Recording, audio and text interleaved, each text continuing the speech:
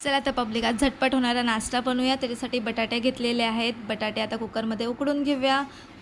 बटाटे उकडेपर्यंत मिरची कोथिंबीर कट करून घेऊया.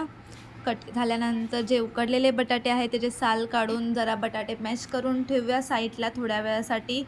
तोपर्यंत आपण गॅसवर कढईमध्ये तेल गरम करत ठेवूया. त्याच्यामध्ये चिली फ्लेक्स आणि 2 कप पाणी आणि चवीनुसार मीठ टाकूया. त्याच्यात रवा मिक्स करायचा आहे.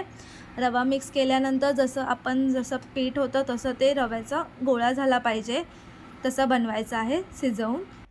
एका डिशमध्ये आता ते काढून घ्यायचे शिजवून झाल्यानंतर डिशमध्ये थोडंसं मगाशी बटाटे आपण ते मॅश करून घेतलेले ते टाकायचे आहे आणि थोडं तांदळाचं पीठ टाकायचं आहे आणि कोथिंबीर टाकायची आहे. हे सगळं एकत्र मिक्स करून घ्यायचं आहे. मस्त जसं पिठाचा गोळा होतो तसं ते करून घ्यायचं आहे. ते झाल्यानंतर थोड्या वेळ 5 मिनटं तरी असंच ठेवायचं आहे. त्याच्यानंतर मग आपण तळायला घेऊया. त्यासाठी आपण तेल गरम करत आहे. तेल गरम करायला ठेवलेलं आहे साईडला. तोपर्यंत मी हे करते, पिठाचा गोळा केलेला आहे आणि जसं तुम्हाला पाहिजे त्या साईजनुसार तुम्ही कापू शकता आणि करू शकता. आणि मस्त तेलामध्ये टाकलेलं आहे आणि एक नंबर झालेला आहे. कुरकुरीत तांदळाचं पीठ टाकलेलं आहे म्हणून खरंच खूप भारी कुरकुरीत लागत होते.